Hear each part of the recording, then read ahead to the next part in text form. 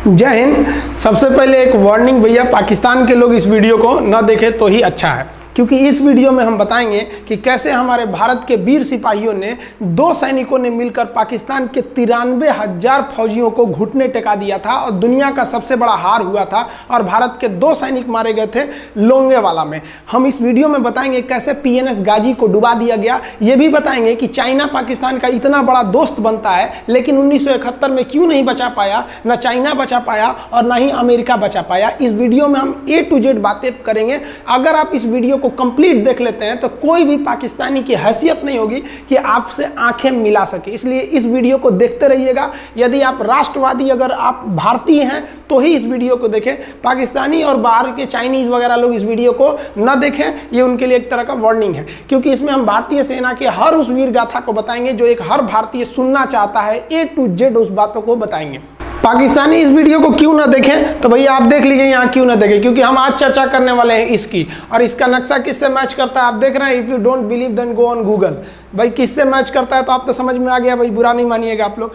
हम ये क्यों कह रहे हैं, क्योंकि हमने एक वीडियो बनाया था कैलाश मानसरोवर के ऊपर लेपुलेख विवाद जो चाइना के साथ हो रहा है। इस वीडियो को फेसबुक पर 55 लाख से ज़्यादा लोगों ने देखा। अलग अलग लोगों ने अपने फेसबुक हैंडल से इसको शेयर किया और नेपाल के लोगों को पता चला कि हाँ भैया, इंडिया नेपाल का रियल पोजीशन क्या है। तो हम आपसे भी यही चाहेंगे कि जिस तरह से आप लोगों ने इस वीडियो को वायरल किया था, 5 मिलियन से ज़्यादा फेसबुक पर फैला दिया था इस चीज़ को, उसी तरह आप लोग पाकिस्तान का जो वीडियो बनाने जा रहे हैं इस वीडियो को भी पूरे तरह इतना वायरल करिए कि पूरे पाकिस्तान के लोगों को पता चले कि भैया उनकी औकात क्या चीज़ है। ध्यान से समझिए, जब भारत पाकिस्तान का विभाजन हुआ तो उसी समय पाकिस्तान 2 भाग में था। एक इधर वाला जो एरिया है इसे हम लोग कहते थे पश्चिमी पाकिस्तान, जो मेन पाकिस्तान का एरिया है। और ये जो आज आप बांग्लादेश देख रहे हैं, ये बांग्लादेश नहीं था, बल्कि ये उस वक्त पूर्वी पाकिस्तान था। पूर्वी पाकिस्तान के लोग बंगाली भाषा को बोलते थे। पाकिस्तान के लोग इन लोगों को बड़ा भद्दे मजाक करके बोलते थे, कहते तुम लोग गधे हो, कुछ नहीं जानते हो, किसी काम लायक नहीं हो, यूजलेस हो लोग, तुम लोग छोटे हो, काले हो, मतलब उल्टा सीधा मजाक कर रहे थे। पश्चिमी पाकिस्तान के लोग इधर के लोगों को पसंद नहीं करते थे। हो गया नहले पे दाला 1970 में। 1970 में इस पूर्वी पाकिस्तान के शेख मुजीबुर रहमान चुनाव जीत गए और वो यहाँ के प्रधानमंत्री के पद के चुनाव जीत गए। अब यहाँ की आर्मी ने क्या किया, उनको शपथ ही नहीं दिला रहे थे। इसलिए 70 के चुनाव जीतने के बाद शेख मुजीबुर रहमान जब देखे कि ऐसा है तो उन्होंने अपना भाषण दिया 7 मार्च को और कहा कि अब हम इस पूर्वी पाकिस्तान को एक अलग देश बनाएंगे जिसका नाम रहेगा बांग्लादेश। इस भाषण के वजह से आर्मी ने, पाकिस्तान की आर्मी ने 25 मार्च 1971 को गिरफ्तार करके अब पश्चिमी पाकिस्तान में अरेस्ट करके बंदी बनाकर रख दिया और यहाँ पर जुल्म करना चालू कर दिया। कहाँ पर भाई, तो पूर्वी बंगाल में, पूर्वी पाकिस्तान में, पूर्वी बंगाल में नहीं, पूर्वी पाकिस्तान में इन्होंने जुल्म करना चालू कर दिया। शेख मुजीबुर रहमान के गिरफ्तारी के विरोध में यहाँ मुक्ति वाहिनी नाम कर एक विद्रोही गुट तैयार हो गया था, लेकिन पाकिस्तान के, पश्चिमी पाकिस्तान के लोगों ने इस पूर्वी पाकिस्तान पे इतना भयानक जुल्म किया कि इस पूर्वी पाकिस्तान में इस पश्चिमी पाकिस्तान के लोगों ने यहाँ पर 30 लाख लोगों को कटवा दिया। 30 लाख लोगों को कटवा दिया। 4 लाख महिलाओं का बलात्कार कर दिया। अपने देश के 4 लाख औरतों का रेप किया। यहाँ पे इतना भयानक वो दृश्य है कि अगर हम उसको YouTube पे दिखा देंगे ना तो YouTube हमारे ऊपर क्लेम करेगा, भैया आप ये सब इतने भयानक दृश्य नहीं दिखा सकते। आप अंदाजा लगाइए इनकी क्रूरता का। ये अपने देश पर इतना भयानक जुल्म कर रहे हैं, इतना भयानक जुल्म किया इन लोगों ने कि शेख मुजीबुर रहमान की गिरफ्तारी के बाद इस जुल्म का नतीजा ये हुआ कि अप्रैल 1971 तक भारत में यहाँ से लोग भाग के आ गए कि भैया हम जिंदा रहेंगे तब तो, और यहाँ 10 लाख लोग भारत में आ गए शरण लेने कि भैया हमको बचाइए। तो इंदिरा गांधी जानती थी कि जब तक यहाँ शांति नहीं होगा तब तक ये लोग वापस नहीं जा सकते थे, और शांति का एक ही था कि यहाँ पे घुस के इनको मारा जाए ताकि ये पश्चिमी पाकिस्तान वाले लोग यहाँ पर सुधर सके। तो इंदिरा गांधी ने इसके लिए बात की जनरल फील्ड मार्शल मानेकशॉ से। उन्होंने सेना प्रमुख मानेकशॉ से कहा, सैम मानेकशॉ से, कि आप अभी युद्ध कीजिए, हम आदेश देते हैं, आप अभी युद्ध कीजिए बांग्लादेश पे, हम अपने पड़ोसियों को इस तरह मरते नहीं छोड़ेंगे, आप इस पे हमला कीजिए। उस समय ये पूर्वी पाकिस्तान था। मानेकशॉ ने कहा कि ना, हम हमला नहीं करेंगे। कही अरे क्यों? कहा कि आप महीना देख रही हैं, अप्रैल का महीना है। अप्रैल के महीने का मतलब बरसात का दिन सर पे है और बरसात के समय पूरब का हाल क्या होता है, एकदम भयानक बाढ़ आ जाती है। और उन्होंने एग्जाम्पल भी दिया कि सिकंदर की फौज भी हाथी लेके आई थी और कीचड़ में फंस गई थी कि अगर यहाँ हम लड़ जाते हैं तो यहाँ बरसात रहेगा, हम यहाँ उलझ जाएंगे, ये एरिया सूखा रहेगा, चाइना का ऊपर से एरिया सूखा रहेगा, ये हमला कर देंगे, हमको 3 ओर से लड़ाई लड़ना पड़ेगा। मानेकशॉ ने इंदिरा गांधी से कहा कि आप 2-3 काम कर लीजिए। कब तक के लिए कि नवंबर तक हम लोग युद्ध नहीं करेंगे, लेकिन अप्रैल से नवंबर के बीच में हम अपने सैनिकों को इस एरिया में लड़ने के लिए ट्रेनिंग दे सकते हैं, मुक्ति वाहिनी उसको हम ट्रेनिंग दे सकते हैं। और इसी में 1971 में हमारी जो थी भारत और रूस की एक समझौता पर हस्ताक्षर हो गया। अब हम लोगों ने पाकिस्तान को एक बारूद के ढेर पर बैठा दिया था। इंतजार था तो इस बात का कि उस बारूद में एक चिंगारी की और पाकिस्तान तबाह हो जाता। इत्तेफाक देखिए, उस बारूद के ढेर पर खुद चिंगारी जलाई पाकिस्तान ने। कैसे, तो समझिए कैसे। हम लोग का था कि इधर हम लोग ऑफेंसिव हो जाएंगे, मतलब इधर भयानक हमलावर हो जाएंगे, और इधर हम लोग डिफेंसिव रहेंगे, मतलब इधर कम हमला करेंगे, ताकि हम लोग का मेन मकसद पाकिस्तान से युद्ध नहीं था। हमारा मेन मकसद था हमारे अपने बांग्लादेशी भाइयों पर जो जुल्म हो रहा था, जो उनकी बहनों को रेप हो रहा था, इतना भयानक किया था वहाँ पर पाकिस्तानियों ने कि बाप के सामने बेटी का रेप करते थे और उसके बाद बाप को मार के कहते थे तू भी रेप कर। इतना मतलब मानवता पूरी खत्म कर दिया गया वहाँ पर। तो भारत ने कहा कि इधर हम डिफेंसिव रहेंगे। पाकिस्तान को ये खबर लग गई कि भारत ना इधर कमज़ोर है। अरे भैया, इधर हम कमज़ोर थोड़ी हैं, इधर कम सैनिक रखे हैं और इधर हम भयानक रखे हैं, तो इसका मतलब ये थोड़ी है कि हम कमज़ोर हो जाएंगे। भैया कहा जाता है ना कि सोनार के घर का कचड़ा भी बनिया के बादाम से महंगा बिकता है। देखिए, हम लोग ठंडी का इंतजार ही कर रहे थे कि पाकिस्तान ने गलती कर दिया। उसने 3 दिसंबर को अचानक हमला कर दिया श्रीनगर पे, पठानकोट पर, चंडीगढ़ पर, यहाँ पर आगरा हवाई अड्डे पर तबातोड़ हमला कर दिया। एयरफोर्स का इतना भयानक हमला पाकिस्तान का भारत पर हुआ कि भारत देखते रह गया। धड़ धड़ पाकिस्तान की जहाजें एंट्री मार गई सब भारत में, उसकी एयरफोर्स एंट्री कर दी। इतना भयानक हमला था, इतना भयानक कि भारत का एक भी सैनिक नहीं मरा। समझ रहे ना कितना भयानक हमला था। अरे भाई, आप यहाँ पर घुस जाएंगे हमारे देश में तो क्या हो जाएगा भैया, मूस मोटइयन लोढ़ा हुईन, हाथी घोड़ा थोड़े हुईन। भारत तो इसी का इंतजार कर रहा था। देहात में कहावत कहा जाता है कि रोए के रानी तले अखिए खुदा गई। भैया, हम प्लाने कर रहे थे कि हमला करने के लिए कि आप हमारे पे हमला करिए दीजिए। अब विश्व का भी दबाव नहीं आएगा हमारे ऊपर कि भैया हमला तो आपने किया है, अब हम लोग छोड़ेंगे नहीं। भारत एकदम दृढ़ निश्चय कर लिया। इसी बीच पाकिस्तान को एक खतरनाक खबर लग गई। क्या थी खबर भाई? तो देखिए, पाकिस्तान को खबर लगी कि भारत की ज़्यादातर फौज इस पूर्वी पाकिस्तान की ओर डिप्लॉयड है और यहाँ राजस्थान के जैसलमेर जिला में एक जगह है लोंगेवाला।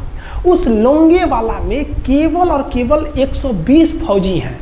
और अगर पाकिस्तान ने सोचा कि 120 फौजियों को हम रातों रात मार देते हैं तो उस समय एयरफोर्स रात में लड़ाई नहीं कर सकती थी, इसलिए इन्होंने लोंगेवाला में एंट्री मार दी। पूरी भयानक टैंक लेकर, फौज लेकर, इन्फेंट्री लेकर, और उसको वो लोग लोंगेवाला में घुसने के लिए चल दिए। और लोंगेवाला में भारत के पास केवल 120 सिपाही थे, केवल 120, और उन पर वो हजारों की संख्या में टूट पड़े। लेकिन घबराना नहीं चाहिए, क्योंकि चींटियां तादाद में कितनी भी क्यों ना हो जाए, गन्ना घसीट के नहीं ले जा सकती हैं। लोंगेवाला में जो ड्यूटी थी उस समय कुलदीप सिंह चांदपुरी जी का।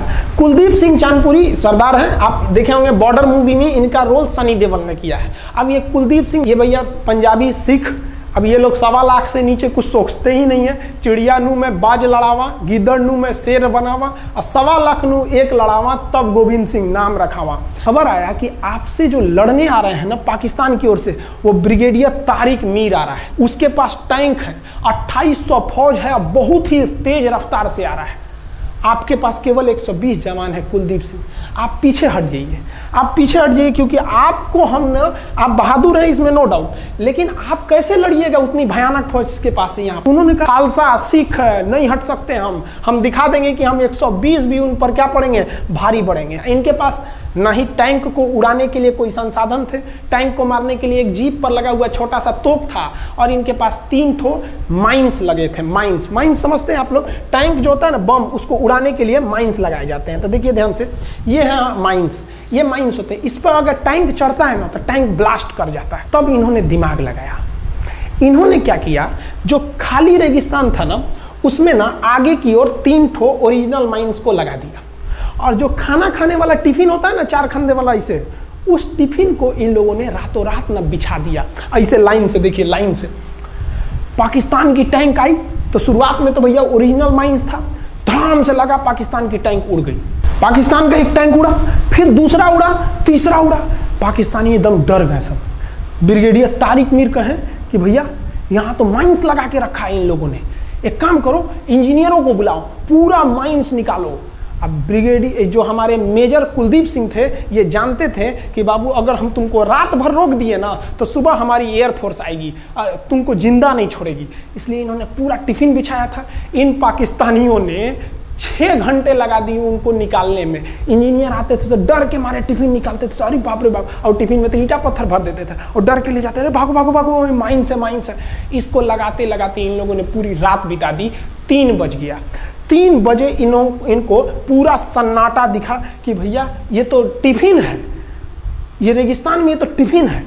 अब उन्होंने कहा कि आदेश दिया कि हमला करो, तो कुलदीप सिंह जो थे चांदपुरी, उन्होंने बालू के बीच में ऐसे गड्ढे बना रखे थे और अपने फौजियों को ना 2 किलोमीटर एरिया में बिछा दिया था, एक उधर एक इधर एक इधर, तो चारों ओर से फायरिंग होती थी। पाकिस्तानियों को लगी ना कि भैया हमको गलत इंफॉर्मेशन मिल गया है, 120 गो मिल के ऐसे थोड़े मारेगा सब, सोच रहा उधर से गोली इधर से गोली, धड़ाधड़ बम गोला दारू सब चल रहा है यहाँ पर, इतना भयानक कहीं कोई 120 आदमी मिल के ऐसे मारता है? नहीं भाई, इतना भयानक सुनसान एरिया में कहाँ से कौन मार रहा है, एकदम तबाही मचा दिया। कुलदीप सिंह चांदपुरी ने क्या तबाही मचाया था आप देखना चाहते हैं तो देखिए उन लोगों ने क्या तबाही मचाया था। ये है पाकिस्तान का टैंक, ये धज्जी उड़ गया था टैंक का, थुथुर तूर दिया इसका यहाँ पे। ये देखिए टैंक का, पाकिस्तानी देख रहे हैं कि भैया सब चक्का उक्का फेंका गया। बताइए ये चांदपुरी साहब को ऐसा करना चाहिए? ये कोई वीडियो गेम खेल रहे हैं? मार के धज्जी उड़ा दिया। अरे पाकिस्तान बच्चा है, अपने बच्चा है, बिगड़ गया, आराम से मारिए। ऐसे एकदम धज्जी उड़ा दिए हैं बेचारा सबको। पाकिस्तान के टैंक को धज्जी उड़ा के उस पर भारतीय सैनिक खड़ा होकर फोटो खिंचवा रहा था। फोटो खींच, उस समय सेल्फी नहीं था ना, आगे से फोटो खींचना, फोटो खींच, यहाँ पे आने वाली पीढ़ियों को ये प्रेरणा देगी। बताइए इतना सुंदर गाड़ी लेके आया था पाकिस्तान मारने के लिए, हाँ बेचारा ऐसे मारा जाता है? हाँ अरे ब्रिगेड मेजर साहब आप भी बच्चा है, बच्चा को थोड़ा आराम से मारिए। देखिए इसका थोबड़ा बिगाड़ दिया गाड़ी का, ओहो ऐसे नहीं मारना चाहिए, लेकिन क्या कीजिएगा, बच्चा बिगड़ जाता है तो धोना ही पड़ता है। ये हाल कर दिया रात भर में। सोचिए रात में इतना बुरा मारा, दिन में दिखता तो कुछ डाल रहा, पूरा एकदम भयानक तबाही मचा दिया मेजर कुलदीप सिंह चांदपुरी ने। इनके आगे कौन खड़े थे? ब्रिगेडियर पाकिस्तान के ब्रिगेडियर साहब। ब्रिगेडियर साहब को कहने लगी भैया ये तो बहुत बुरा मार रहा है सब। तब तक हो गया सुबह, और सुबह के वक्त हमारे जो हंटर जहाज थे, उस समय जो जहाजें थी वो हंटर जहाज थी। ये हंटर जहाजें रात में नहीं उड़ सकती थी लेकिन दिन में उड़ सकती थी। रात भर तक कुलदीप सिंह चांदपुरी ने ऐसा कूचा पाकिस्तानियों को, इतना कूच दिया कि भोर हुआ तो बाकी का कसर पूरा कर दिया हमारे हंटर विमानों ने। ये हंटर विमान जब आए सब तो इतना भयानक तबाही मचाए सब पाकिस्तान के जहाजों का कि आप हुलिया देखेंगे ना, पाकिस्तान के टैंक का ऐसे पड़ गया, ये सब टैंक पूरा तबाह हो गया, सब पूरी तरह ध्वस्त हो गया इतनी भयानक युद्ध में। 3 तारीख को पाकिस्तान ने हमले की शुरुआत की और ये 4 तारीख का शकल देखिए पाकिस्तान का। इतना भयानक धज्जी उड़ा दिया पाकिस्तान का जिसका कोई हद नहीं। पाकिस्तानियों को दुम दबा के भागना पड़ा। ब्रिगेडियर साहब भागे, कहें कि भाग भैया न तो ये सब जान ले लेगा सब। हम लोगों ने पाकिस्तान के टैंकों को अपने यहाँ रख लिया है म्यूजियम में। आज भी जाके देखिएगा ना तो इन टैंकों को डर के मारे पाकिस्तानी छोड़ के भाग गए कि भागो भाई यहाँ पर। ये 120 जवानों का जलवा था। और पाकिस्तानी कहते हैं कि हिंदुस्तान के लोग क्या लड़ेंगे? अरे भैया हम चीन पे वीडियो बनाए थे, आप पे नहीं बनाए थे, जो आप लोग हम लोग को बोल रहे थे कि पाकिस्तान हिंदुस्तानियों की औकात नहीं। देखिए अभी हम आपको औकात दिखाते हैं आपकी। ये आपका टैंक है, आके ले जाइए, हिम्मत है तो लेके जाके दिखाइए यहाँ पर। हाल तो ये हो गया था ना कि हम लोगों ने जो पाकिस्तानियों की जान ली थी ना, डर के मारे वो लाश उठाने नहीं आए थे, लाश को गिद्ध खा गए थे सब। हम लोग बोल रहे थे कि भैया हम गोली नहीं चलाएंगे, लाश लेके चल जाओ। हम नहीं जाएंगे, तुम लोग रेगिस्तान को कब्रिस्तान बना दिए हो। रेगिस्तान को कब्रिस्तान हम लोग हमला करने आए थे, शुरुआत तो तुमने किया था यहाँ पे। तो ये गिद्ध खाए थे सब, सफाई उफाई का काम ये किए थे सब। अब पाकिस्तान हम लोग को धमकी देता है, आज भी वो नहीं सुधरे हैं। आज भी हमने जो चाइना पे वीडियो बनाया था उस पर वो हमको धमकी देता है कि भारत की आर्मी कुछ नहीं कर सकती। अरे भैया आप सोचिएगा भी मत, अभी के समय में तो मत सोचिएगा। जानते हैं क्यों? देख लीजिए इधर अभी कौन बैठा है भारत में, समझ में आ रहा है? आप लोग तो पहले पाकिस्तान वाले लोग इस बात पर रिसर्च कीजिए कि इनमें ज़्यादा खतरनाक कौन है आपके लिए। हमको तो यही ज़्यादा खतरनाक लगते हैं भाई, समझ में आया आप लोग को? तो अभी देखिए ध्यान से, यहाँ पर पाकिस्तान ने जो हार हुई थी लोंगेवाला में, ये हार में पाकिस्तान की तो कमर टूटी और पाकिस्तान का पूरा मनोबल टूट गया कि ससुरा 120 गो मिल के ऐसे कैसे धो दिया सब। बताइए इतना भयानक धो जाता है। तो ये शुरुआत तो इन्होंने किया 3 तारीख को, 4 तारीख को हमने धो दिया। अब बचा नेवी कही कि भैया आर्मी को मौका दिए, एयरफोर्स को मौका दिए। रात में आर्मी धोई, सुबह में एयरफोर्स धोई, हम नहीं धोएंगे क्या? हम भी धोएंगे। नेवी कब पहुंची? 5 दिसंबर 1971 को कराची पहुंच गई। और कराची में जब पहुंची ना तो कराची को तबाह कर दिया। इतना भयानक बम्बार्डमेंट किया कराची पर कि कई दिन तक कराची बंदरगाह पर आग लगा था। और कराची बंदरगाह को तो उन्होंने ऐसा धज्जी उड़ाया जिसे लग रहा था सिंधु सभ्यता बना दिया उनको। तो पाकिस्तान की, पश्चिमी पाकिस्तान का कमर टूट गया। पाकिस्तान वालों ने कहा कि ससुरा सब बोल रहा था सर कि हम इधर डिफेंसिव है, यानी ज़्यादा हमला नहीं करेंगे, ज़्यादा हमला इधर करेंगे। ससुरा इधर कैसे मार रहा होगा सब, अभी इधर भी बताते हैं कैसे मारा सब। ये कराची पहुंच गया। आप देखेंगे क्या हाल किया था सब कराची पे। कराची में जब मारा गया था ना इन पाकिस्तानियों को, तो ये पाकिस्तानी भाग गए थे सब ग्वादर में। ये ग्वादर भाग गए। अभी इनसे ग्वादर भी जाने वाला है, पूरा राज्य चला जाएगा इनसे, बलूचिस्तान। छुप के गए थे लोग ग्वादर बंदरगाह पे। अगर हम झूठ बोल रहे हो तो आप खुद पता कीजिएगा अपने यहाँ के इतिहास में भाई, हिंदुस्तान। ये ग्वादर बंदरगाह पे छुप गए थे सब। आप देखिए कराची का क्या हाल हुआ था उस समय। हमारे एयर नेवी ने क्या हाल किया था। पाकिस्तान का जितना जहाज बस मिल जाए कि भैया ये जहाज किसका है, तो भैया जब पता चले कि भैया ये जहाज पाकिस्तान का है, ये हाल हो जा रहा था जहाज का। यहाँ देख लीजिए इनका पूरा ध्वस्त का। भैया ऐसे मारा जाता है? हाँ, अरे भाई बच्चा को बच्चा की तरह मारना चाहिए। इंडिया की नेवी ने भी हद कर दिया। बताइए इस तरह मारा जाता है? हाँ, यहाँ देख लीजिए पूरा का पूरा धज्जी उड़ा दिया इन लोगों को। अरे भाई बच्चा है, बिगड़ गया है तो थोड़ा सा आराम से न मारिएगा। कि देख रहे हैं इस तरह से मारा पूरा पाकिस्तान के। कराची बंदरगाह उड़ गया। तो पाकिस्तान का तो इधर से तो पूरा का पूरा धज्जी उड़ा दिया। अभी शुरुआत हुई युद्ध के केवल 2 दिन हुए हैं। आप दिल थाम के रखिए, अभी युद्ध लंबा चलने वाला है। 3 दिसंबर को स्टार्ट किए, 4 दिसंबर को हम लोग लोंगेवाला धो दिए, अब 5 दिसंबर को कराची। अब पाकिस्तान ने ना भारतीयों को तबाह करने के लिए भारत का सबसे खतरनाक जहाज था INS विक्रांत। INS विक्रांत को बर्बाद करने के लिए ना इसने यहाँ से भेज दिया INS PNS गाजी को। गाजी एक पनडुब्बी थी, उसको आदेश दिया गया कि जाके मार के आओ। किसको? विक्रांत को। क्योंकि अगर विक्रांत जहाज डूब जाता तो वाकई उस समय हमको युद्ध जीतने में बहुत दिक्कत आ जाती।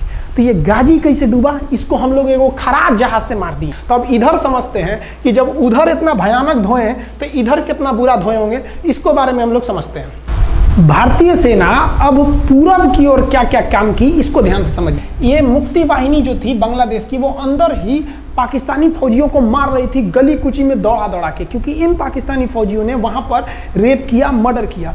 और इनका साथ दे रही थी इधर से हमारी इंडियन आर्मी और ऊपर से हमारा एयरफोर्स। ये तबाह कर दिए थे, इनको भागने के लिए भी जगह नहीं था। और इसी में इनका सबसे बड़ा सरदर्द बन गया था इंडियन नेवी। क्योंकि इनको जो मदद थी, देखिए ये पूर्वी पाकिस्तान है, इनको मदद जब भी मिलेगी तो इधर से ही मिलेगा। अब बताइए यहाँ से तो कोई जाएगा नहीं, बेवकूफ़ भी नहीं होगा जो इधर से मदद करने जाएगा। रास्ते में ही एयरफोर्स मार के गिरा देती थी, ट्रक वगैरह जाएगा नहीं। तो नेवी से ये इन लोग मदद देते थे। भैया यहाँ पे जो इनके फौजी लड़ रहे थे उनको खाना पीना भी खत्म हो गया था। अब इनको बर्बाद कर दिया भारत। INS विक्रांत। INS विक्रांत उस समय का बहुत बड़ा जहाज था इस साउथ एशिया के देशों का। और यहाँ से उस इतना बड़ा जहाज था कि उसके ऊपर से लड़ाकू जहाजें उड़ती थी। वो एयरफोर्स यहाँ से भी बम मारता था, मिसाइलें मारता था, ऊपर से लड़ाकू जहाजें और हेलीकॉप्टर छोड़ देता था, जो ताकि मुक्ति वाहिनी को कोई दिक्कत ना आए। मुक्ति वाहिनी मारती थी और आर्मी पूरी तरह से उसने यहाँ से हमारा विक्रांत ने चटगांव बंदरगाह को तबाह कर दिया। अब बांग्लादेश का देखिएगा वर्तमान में, उस समय तो पूर्वी पाकिस्तान था, ये चटगांव उस समय पाकिस्तानी आर्मी नेवी का एक बहुत बड़ा केंद्र था। इधर हम लोग ने उड़ा दिया कराची, इधर उड़ा दिया हम लोग ने चटगांव। अब मुक्ति वाहिनी को कोई खास दिक्कत नहीं आ रहा था। अब पाकिस्तान ने कहा कि हर हाल में इस विक्रांत को बर्बाद करो। देखिए ये विक्रांत है, विक्रांत जहाज जो था इस पे से इसके ऊपर देखिए आपको लड़ाकू जहाजें दिखेगी। पीएनएस गाजी को क्या आदेश दिया गया था भाई कि तुमको जाना है और इस विक्रांत को बंगाल की खाड़ी में जाने के बाद इसी में डुबा देना है। अब पाकिस्तान वालों का इतना दिन तो अच्छा था नहीं, भारतीय खुफिया एजेंसी को पता चल गया कि पाकिस्तान की पनडुब्बी वो समुद्र के अंदर अंदर चलती है, उसको साइलेंट किलर कहा जाता है। पाकिस्तान की पनडुब्बी चल दी है पश्चिमी पाकिस्तान से बंगाल की खाड़ी की ओर, ये अरब सागर से बंगाल की खाड़ी की ओर चल दिया। अब विक्रांत को बचाना हर हाल में जरूरी था, इसलिए हम लोग विक्रांत को छुपा दिए, मतलब थोड़ा सेफ्टी दे के रखने लगे। और इस पीएनएस गाजी जो था, अब पीएनएस गाजी को देखेंगे, पीएनएस का मतलब था पाकिस्तानी नेवल शिप, पीएनएस गाजी, ये मारने आ गया किसको? विक्रांत को। इस पीएनएस गाजी को अगर कोई मार के डुबा सकता था तो वो था आईएनएस राजपूत। लेकिन ये जो आईएनएस राजपूत आप इमेज में देख रहे हैं, ये उस समय समस्या क्या था इस आईएनएस राजपूत के साथ, क्योंकि इसके इंजन में कुछ खराबी आ गई थी और ये बिगड़ गया था, और बिगड़ के इसको विशाखापट्टनम पे बनाया जा रहा था, रिपेयर किया जा रहा था, इंजन ही गड़बड़ हो गया था। तो भारतीयों का यहीं पे दिमाग काम आया। भारतीयों ने सोचा क्यों ना हम पीएनएस गाजी को खुद बुला के लाएं, कहां पर? विशाखापट्टनम पे। तो लोगों ने कहा कि भैया ये आएगा विशाखापट्टनम में, कि आओ आईएनएस राजपूत हमको मार दो। तो कहा कि नहीं, देखिए कैसे आएगा।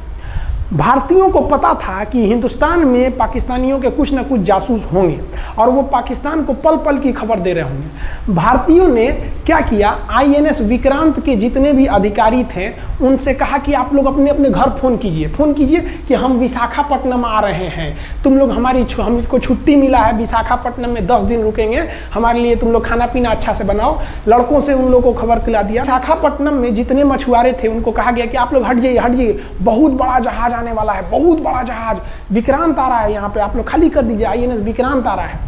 यहाँ पर क्या किया गया, ऑर्डर दिया गया, बहुत सारे फल सब्जी अंडा ब्रेड, कि भैया ये इतने बड़े जहाज के लिए जा रहा है, 6 महीने का खाना चाहिए।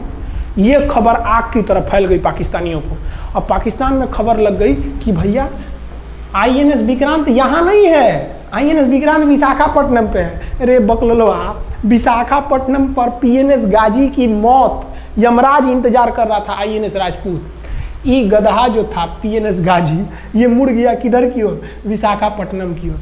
और विशाखापट्टनम पर चुपचाप शांति से खड़ा हुआ जहाज आईएनएस राजपूत इंतजार कर रहा था, तो पानी के अंदर अंदर आओ, ये अभी बाहर निकला हुआ है, पानी के अंदर रहती है। और आईएनएस राजपूत देखा कि ये आ रहे हैं, वो आईएनएस राजपूत को मारता कि इससे पहले ही आईएनएस राजपूत मार के तबाह कर दिया पीएनएस गाजी को। पीएनएस गाजी पर को डूबने के बाद पाकिस्तान को बहुत बड़ा सदमा लग गया। पाकिस्तान को यह एहसास हो गया कि अब हम कभी नहीं जीत सकते हैं, क्योंकि ये पीएनएस गाजी अमेरिका से खरीदा हुआ एक बहुत ही शक्तिशाली पनडुब्बी थी जिसे कोई डुबा नहीं सकता था, और हम लोगों ने उसको इस जहाज से डुबाया जो जहाज खराब हो चुका था, जिसका इंजन खराब था। भारतीय सेना का मोराल पूरे 7वें आसमान पर था और पाकिस्तानी दिन पर दिन बर्बाद हो रहे थे। अब पाकिस्तानियों को लगा अब क्या करेंगे, तो पाकिस्तानियों ने अमेरिका में फ़ोन किया, भैया आप कुछ कीजिए। तो अमेरिका ने ना यूएनओ में मुद्दा उठा दिया, यूनाइटेड नेशन ऑर्गेनाइजेशन, इसकी जो सिक्योरिटी काउंसिल है, सुरक्षा परिषद, इसमें कह दिया पूर्वी पाकिस्तान पर जुल्म कर रहा है, मार रहा है। तो रसिया उस समय हमारा साथ दिया, कहा कि तू देर जानता है जुल्म कर रहा है, भारत जो कर रहा है सही कर रहा है, हम इस प्रस्ताव के खिलाफ में वीटो करते हैं। वीटो अगर कोई देश, 5 देश को वीटो है, इस पर अलग चर्चा करेंगे, अगर किसी ने वीटो कर दिया तो प्रस्ताव रद्द हो जाता है। तो पाकिस्तान की एक और उम्मीद यहाँ पर अपना दम तोड़ दी। अब पाकिस्तान कहा अमेरिका से कि भैया आप ही हमको बचा लीजिए। तो अमेरिका ना पाकिस्तान की ओर से भारत पर हमला करने के लिए अपना सबसे खतरनाक जहाज भेज दिया, 7वां बेड़ा। देखेंगे 7वां बेड़ा को, अगर इतना भयानक था 7वां बेड़ा, ये अमेरिका का साथ अकेले चलता ही नहीं था, इतनी पूरी फौज के साथ, नेवी के साथ चलता था। ये किस लिए आया था? विक्रांत को डुबाने के लिए, और इसका साइज विक्रांत से डबल था, इसके आगे विक्रांत नहीं टिक पाता। अब इंदिरा गांधी भी टेंशन में रह गई। ले, तब उस समय इंदिरा गांधी को याद आया कि भैया हमारा एक और तो हम समझौता करके आए हैं, अगर अमेरिका पाकिस्तान का साथ दे सकता है तो रूस से हम भी तो समझौता करके आए हैं। तो भारत ने रूस को कहा कि भैया अमेरिका इतना भयानक 7वां बेड़ा भेज दिया, आप हमारी मदद कीजिए। तो रूस ने कहा है टेंशन क्या लेते हो, देखो हम बोलते हैं। रूस ने परमाणु पनडुब्बी भेज दी और रूस ने अपना 40वां बेड़ा भेज दिया। आप देखेंगे ये रूस का 40वां बेड़ा है। ये अपने भारी भरकम जहाजों के पूरे ग्रुप के साथ चल दिया, कहा कि चल भैया देखते तुमको कौन मारेगा भारत को। और अमेरिका को सीधा कह दिया कि भैया विक्रांत पर अगर आपने हमला किया तो ये हमला हम रूस पर हमला मान लेंगे। यहाँ पर खड़ा था भारत का विक्रांत और उसकी सपोर्ट में खड़ा था रूस का 40वां बेड़ा। और रूस ने यमन से अपनी एयरफोर्स को भी कह दिया था कि भैया तुम भारत की देखभाल करना। तो भारत की सुरक्षा के लिए इतने लोग, और अमेरिका अपना 7वां बेड़ा लेके यहाँ मुंह देख रहा था, और ब्रिटेन ने भी अपने ईगल नाम के बेड़ा को भी भेज दिया था। तो ये 2 लोग हमारे खिलाफ आ गए थे लड़ने के लिए कि अब बताइए, हम लोग बांग्लादेश की भलाई सोच रहे थे, और अमेरिका का 7वां बेड़ा और रूस का ब्रिटेन का ईगल हम लोग के खिलाफ था, और हमारा अपना विक्रांत और रूस की एयरफोर्स और उसकी 40वां बेड़ा हमारे साथ थी। ये पूरी तरह से बाउंड्री बना दिया था 40वां बेड़ा। 40वां बेड़ा का कहना था कि भैया हमारे जहाज पर ऑटोमेटिक मिसाइल लगी है, तुम अगर इधर आओगे तो हम मार देंगे तुमको ऐसे ही। रूस ने अपनी सारी पनडुब्बियों को ऊपर उठा दिया समुद्र के ऊपर, ताकि सैटेलाइट से और दूसरी निगरानी से देखा जा सके, और यही हुआ भी। वो लोग रूस के इतने खतरनाक जहाज़ों के ग्रुप को देखकर घबरा गए, इतना घबरा गए कि ब्रिटेन ने कहा था we are too late. Britain का ईगल बेड़ा अमेरिका के 7वां बेड़ा से कह रहा है कि रे उधर मत जो, बहुत देर हो गया है, वो पहले पहुंच गया है रूस, अब मारेगा वहीं तबाह हो जाओगे यहाँ पे। तो 7वां बेड़ा ने धमकी दिया कि हमारे जहाज में परमाणु बम लदे हुए हैं। तो 40वां बेड़ा ने रिप्लाई किया था कि हम भी जब चले थे ना तो परमाणु बम लादे के चले थे, और गिनती जब कर रहे थे तो हम भी गिनती किए थे 250 हमारे पास भी परमाणु बम था, लेकिन इतना ज़्यादा था कि सोचे कि कौन गिनेगा, बाद में गिनेंगे, आ जाओ देखते हैं किसके पास कितना है। तो रूस ने हमसे सच्ची दोस्ती निभाई थी, और इधर शेख मुजीबुर रहमान की जो मुक्ति वाहिनी थी वो अपना काम कर रही थी। अब भारत आर पार की लड़ाई में था। पाकिस्तान हर मोर्चे पर हारते जा रहा था। भारत सरकार ने पाकिस्तान पर मनोवैज्ञानिक दबाव बनाने के लिए निर्मलजीत सिंह अरोड़ा ने एक प्लान बनाया। उन्होंने एयरफोर्स को पूर्वी पाकिस्तान यानी जो अभी बांग्लादेश है, तो ढाका के ऊपर एयर ड्रॉप करा दिया, हवाई जहाज से सैनिकों को उतार दिया, और उन सैनिकों के भेष में उसमें सैनिक कम थे, और उसमें केवल पुतलों को नीचे उतारा गया था। ये केवल इंडियन आर्मी जान रही थी कि पुतला नीचे उतरा है सर, लेकिन मीडिया ने तो इसको खबर को आग की तरह फैला दिया। और इसमें हम धन्यवाद देना चाहेंगे हाथ जोड़कर BBC न्यूज का। और BBC ने ये छाप दिया कि इंडियन एयरफोर्स ने ढाका पर 5000 एयर ड्रॉप करा दिया फौजियों को। अब ये गली गली खोज खोज के पाकिस्तानी फौजियों को मारेंगे कि तुम क्यों मार रहे हो हमारे बांग्लादेशी भाइयों को। और बांग्लादेश की मुक्ति वाहिनी वैसे ही उनके पीछे पड़ी हुई थी पाकिस्तानियों के। अब पाकिस्तानियों का पूरा मनोबल टूट गया, पाकिस्तानी गली गली छुप गए सब। सोचिए ये पुतला से डर जा रहे थे सब, रियलिटी में ये फौजी नहीं थे, ये पुतला गिराया गया था एयर ड्रॉप करके। अब वो लोग डर के मारे भाग गए यहाँ पर। अब एयरफोर्स ने देखा कि उसकी ये छोटे से वैज्ञानिक दबाव का इतना खतरनाक असर पड़ा है। एयरफोर्स ने कहा कि अब एक काम करते हैं, अब आर पार को अब ठोक डालते हैं पाकिस्तान को, अब जो होगा सो देखा जाएगा। एयरफोर्स ने बांग्लादेश के जो गवर्नर थे उनके घर पे हमला कर दिया। अब वो घर में नहीं थे, वो तो बच गए। बचने के बाद डर क्या होता है, देखिए डर किसको कहा जाता है। जो उनके गवर्नर हाउस थे AH मलिक, इन्होंने त्याग पत्र दे दिया, भैया जिंदगी रहेगी तो बहुत नौकरी करेंगे, डर के मारे त्याग पत्र दे दिया। सोचिए गवर्नर, क्योंकि पाकिस्तान का एक राज्य ही तो था पूर्वी पाकिस्तान, जैसे हमारा एक राज्य है उत्तर प्रदेश, बिहार, महाराष्ट्र, वहाँ पे भी एक गवर्नर होते हैं ना, संवैधानिक हिसाब से गवर्नर मालिक होता है उस जगह का, त्याग पत्र दे दिए। सोचिए ये डर था उनके अंदर। निर्मलजीत सिंह अरोड़ा जो लेफ्टिनेंट जनरल थे, जनरल तो हमारे मानिक साहब थे, लेफ्टिनेंट जनरल थे जिन्हें बांग्लादेश जीतने की जिम्मेदारी दी गई थी, मतलब उसे सुरक्षा करने की जिम्मेदारी दी गई थी। वो पाकिस्तान के लेफ्टिनेंट जनरल नियाजी से बात किए और उन्हें कहे कि हम आपको आधा घंटा का टाइम देते हैं और आप इस आधा घंटा में विचार कीजिए आप सरेंडर करते हैं कि नहीं। अगर आप सरेंडर कर देंगे तो हम आपको गारंटी देते हैं कि आपके सैनिकों को जिंदा रखा जाएगा, और अगर आप हमारी बात को नहीं मानेंगे, देखिए गवर्नर साहब के घर है, कोई ठीक नहीं है, आपके घर पे भी यही हो जाएगा। क्योंकि अगर आप हमारे सामने सरेंडर नहीं करिएगा तो याद रखिए हम अपने हमले को 10 गुना और तेज कर देंगे। और हार तो आप चारों ओर से गए हैं। भारत चाहता था कि जल्दी से जल्दी इस युद्ध को खत्म किया जाए, क्योंकि अब ये अंतर्राष्ट्रीय मैटर हो चुका था। अब अमेरिका अपना नाक पे ले लिया था कि भैया हमारा जहाज मार के गिरा दिया। PNS गाजी उसी की पनडुब्बी थी, वो तो पाकिस्तान को दिया।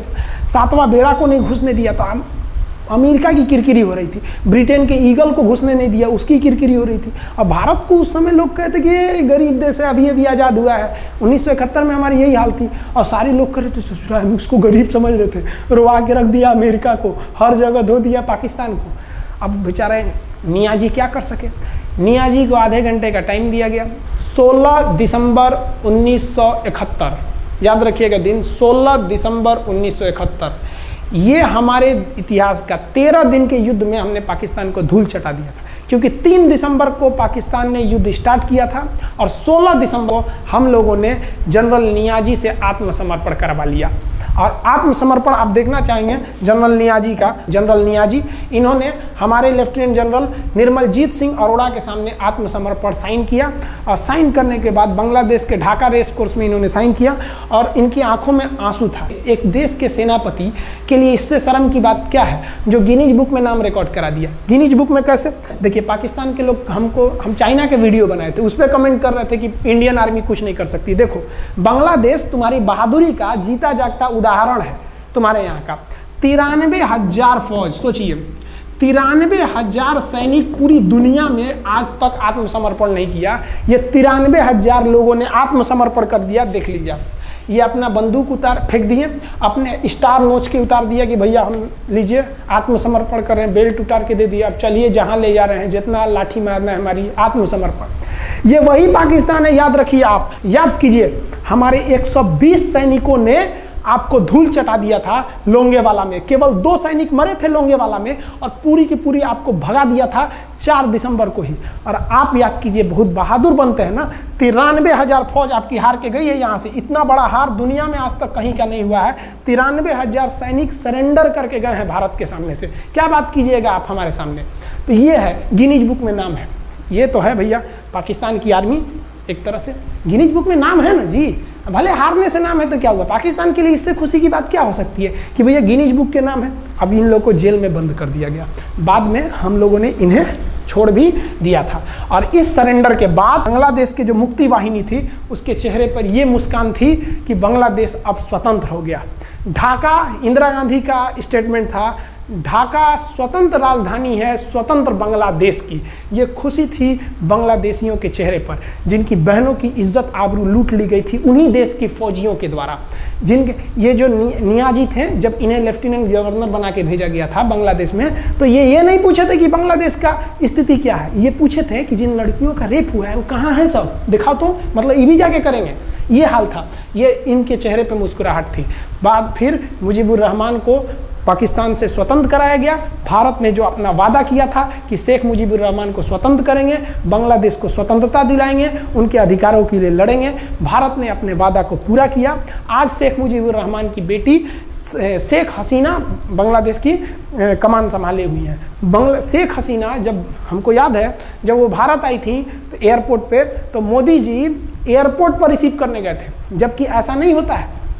शायद ही बांग्लादेश की प्रधानमंत्री को पूरी दुनिया में कोई बड़े देश का राष्ट्रपति रिसीव करने जाए, प्रधानमंत्री रिसीव करने जाए। तो भारत अपने पड़ोसियों का इतना ख्याल रखता है, चाहे वो नेपाल हो, भूटान हो, सबके साथ। अभी हाल फिलहाल में नेपाल के लोग थोड़ा गुस्सा हैं लिम्पियाधुरा काला पानी को लेके, लेकिन ऐसा नहीं है कि हमारा नेपाल के साथ कोई खराब रिश्ता है। हमारा नेपाल के साथ रोटी और बेटी का रिश्ता है। बांग्लादेशियों के साथ हमारा बहुत ही अच्छा संबंध रहा है। आज हमारे बांग्लादेश के साथ बहुत ही मधुर संबंध है। और बांग्लादेश को जो पाकिस्तान के लोग कहते थे ये किसी काम लायक नहीं है, ये वाले भाई लोग पाकिस्तान से आगे निकल गए। आज इनका मलमल का कपड़ा, जूट और पाम ऑयल पूरी दुनिया में फेमस है। जहाज़ों की मरम्मत में, मतलब जहाज के रिपेयरिंग में बहुत आगे निकले हैं बांग्लादेश के लोग। आई होप आप समझ गए होंगे। इस युद्ध के बाद अगर भारत चाहता तो भारत पाकिस्तान के पश्चिमी भाग को भी कब्जा कर लेता, क्योंकि यहाँ तो हम लोग हराए ही थे। उनके 93,000 फौज तो हम लोग जिंदा पकड़ लिए थे। हम उन्हीं को कह देते बंदूक लगा के कि कश्मीर खाली करो, हमारा यहाँ से वापस जाओ।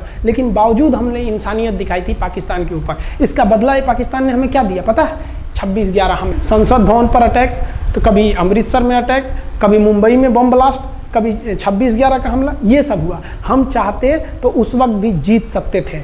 ये पाकिस्तान वाले आप जो कहते हैं कि हम बहुत बहादुर हैं, भारतीय सेना हमारा क्या कर सकती है, तो भारतीय सेना की रहमो करम पर आप लोग जिंदा थे, वरना 1972 में ये जो सेना थी ना, 71 में, आप लोग को कहीं का नहीं छोड़ती। आप हिंदुस्तान के व्यूवर्स आप लोगों से भी कहते हैं कि एक लाइक तो बनता है इस सैनिकों के लिए, हमारे लिए नहीं, हमारे इस चैनल के लिए। कभी नहीं कहेंगे कि खान जी रिसर्च सेंटर चैनल को आप सब्सक्राइब करिए, लाइक करिए, हम ये कभी नहीं कहते हैं। लेकिन हम ये जरूर कहते हैं कि आज एक लाइक बनता है हमारे इन वीर सिपाहियों के लिए जो आज भी सेना के लिए डटे हुए हैं। और ये पाकिस्तान इस पर कमेंट करते हैं। हम आप भारतीयों से कहते हैं, आप हिंदुस्तानी हैं तो इस वीडियो को जितना से ज़्यादा शेयर करना है आप शेयर कीजिए, ताकि आपके बच्चों तक को ये पता चल सके कि हमारे सैनिक कितने बहादुरी हैं, कितने बहादुरी से लड़े थे हमारे सैनिक, कितने बहादुर हैं। और इस वीडियो को आप इतना शेयर कीजिए कि पाकिस्तान तक पहुंचे और वहां का बच्चा इस वीडियो को देखे, ताकि उनके अंदर भारतीय सेना का जो डर है वो बैठे।